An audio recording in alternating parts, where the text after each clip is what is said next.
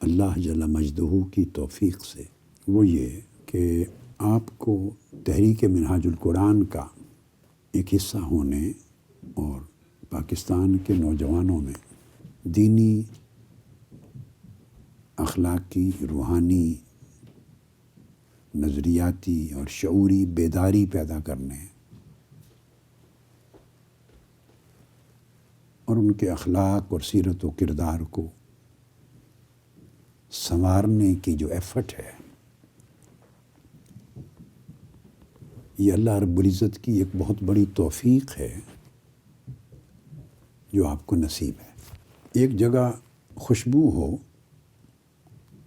خواہ وہ دکان ہے عطر کی، پرفیومز کی، خواہ وہ ایک باغ ہے جہاں طرح طرح کے پھول کھلے ہوئے ہیں، کوئی بھی اسپاٹ جہاں خوشبو ہے، یہ انسانی فطرت ہے کہ جب آپ اس میں انٹر ہوتے ہیں تو آپ کو خوشبو محسوس ہوتی ہے، آپ اس کو انجوائے کرتے ہیں اور اس سے بہت حظ اور کیف فیل کرتے ہیں۔ لیکن کچھ دیر جب آپ وہاں گزار لیتے ہیں تو آپ کی اپنی فیلنگز سے خوشبو غائب ہو جاتی۔ ایسا کیوں ہوتا ہے؟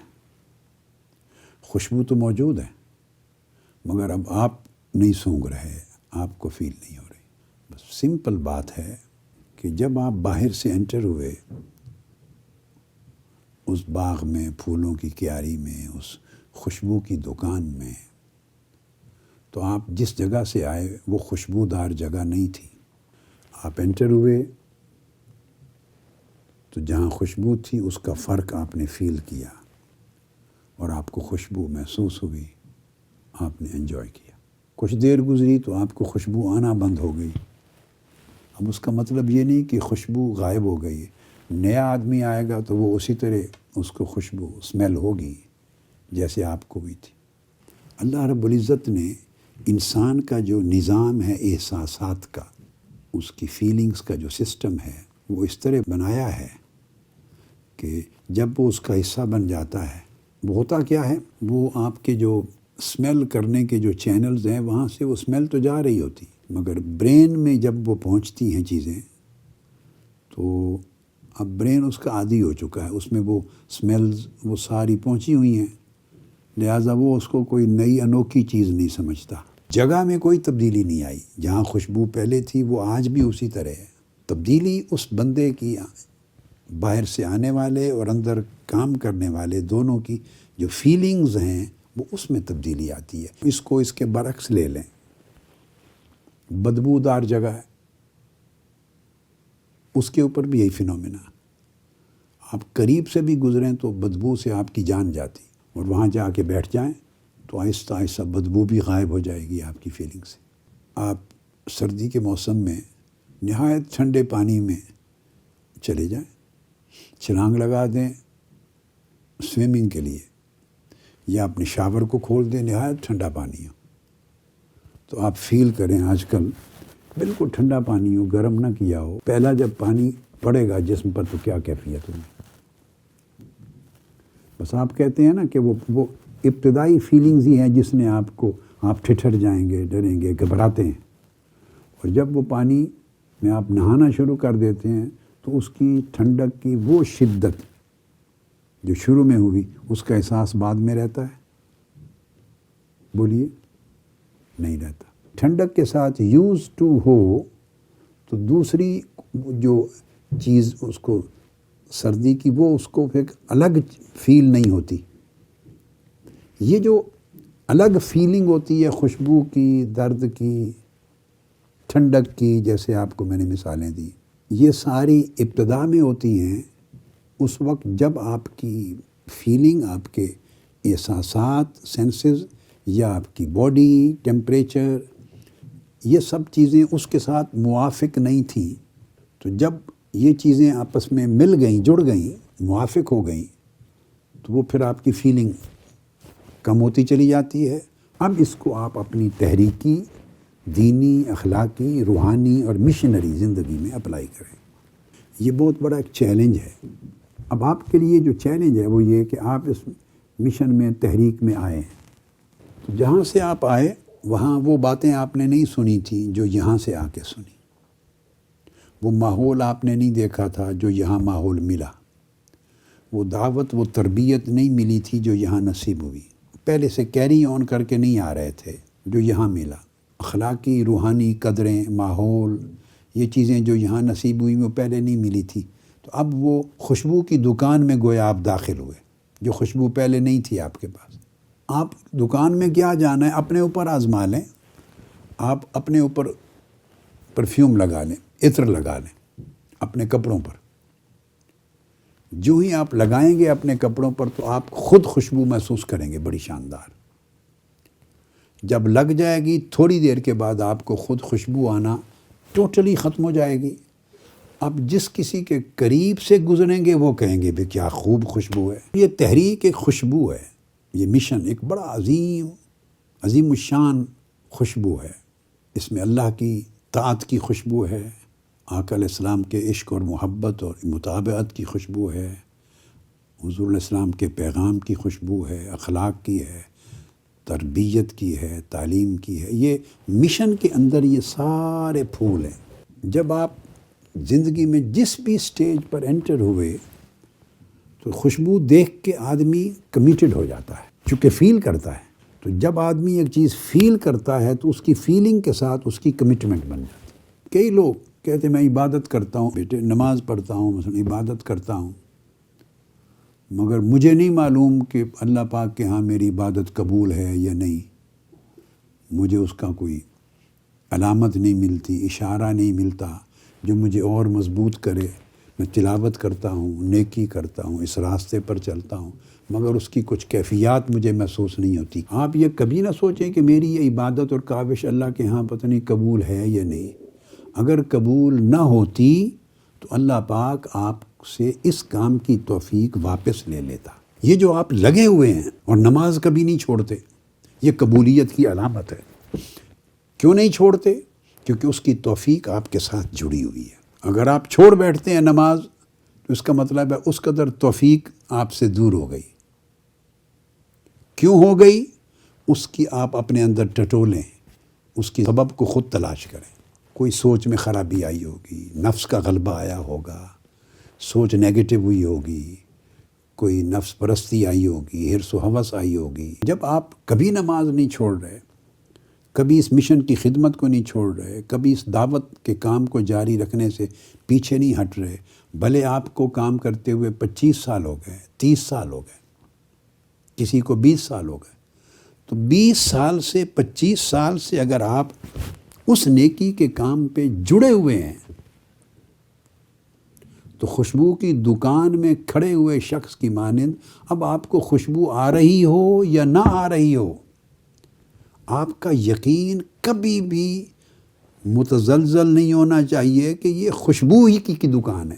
اس کو کیفیت کہتے ہیں، وہ کیفیت ہر وقت ساتھ نہیں چلتی اور فیصلے کیفیتوں سے نہیں کرتے۔ اگر آپ مصلی پر کھڑے ہیں اور نماز پڑھتے ہیں اور روزہ رکھتے ہیں اور تلاوت کرتے ہیں اور اللہ رسول کی بات سنتے ہیں، سناتے ہیں، عمل کرتے ہیں، اس کی فکر کرتے ہیں، رات دن کے کچھ گھنٹے، اوقات، لمحے اللہ رسول کی اطاعت تابعداری میں گزارتے ہیں، اس مشن کا جھنڈا اٹھا کے چلے جا رہے ہیں، یقین کے ساتھ، عزم کے ساتھ، جگہ جگہ پیغام پہنچا رہے ہیں، یہ جو سارا کچھ کر رہے ہیں، بندے کو، ایک مومن کو، ایمان والے شخص کو یہ یقین ہونا چاہیے کہ یہ میں نہیں کر رہا، یہ اللہ کروا رہا ہے مجھ سے۔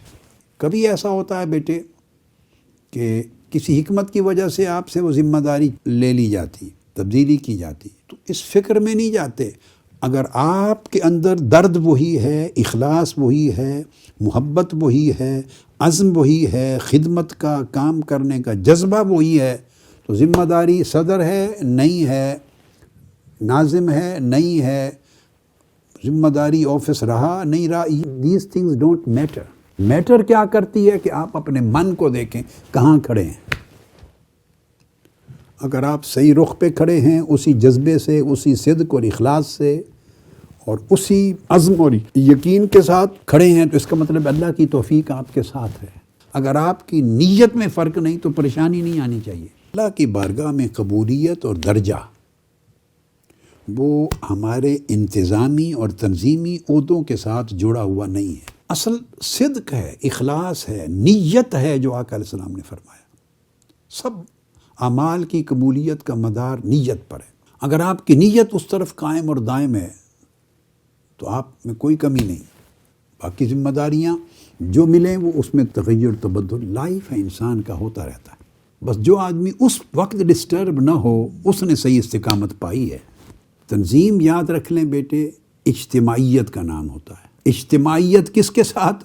یہ اجتماعیت اللہ رسول کے ساتھ نہیں ہوتی، یہ اجتماعیت انسانوں کے ساتھ ہوتی. آپ کو اللہ نے یہ تجدید و احیاء دین کا اس صدی کا سب سے بڑا عظیم مشن عطا کیا، جس کے سپرد اس صدی کی دین اسلام کی تجدید اور احیاء لگایا. اگر تو یہ مشن اس طرح ہوتا کہ صرف تنہا میں کام کر رہا ہوتا اور آپ کی عقیدت اور محبت ساری صرف میری ذات کے ساتھ ہوتی، بس میری ذات کے ساتھ تعلق ہوتا، کتابیں پڑھتے اور آگے لوگوں کو بات بتاتے، کتابیں پہنچاتے، اور آپس میں کوئی تنظیم، کوئی جماعت، کوئی نظم، کوئی درجہ بندی، کوئی ڈویژنز، کوئی کونسلز، کچھ نہ ہوتا، کوئی سیکریٹریٹ، کچھ بھی نہ ہوتا، تو شاید آپ میں سے ہر کوئی جیسے آج خوش میرے ساتھ رہتا ہے تب بھی اس سے بھی زیادہ ہر کوئی خوش رہتا مرتے دم تک.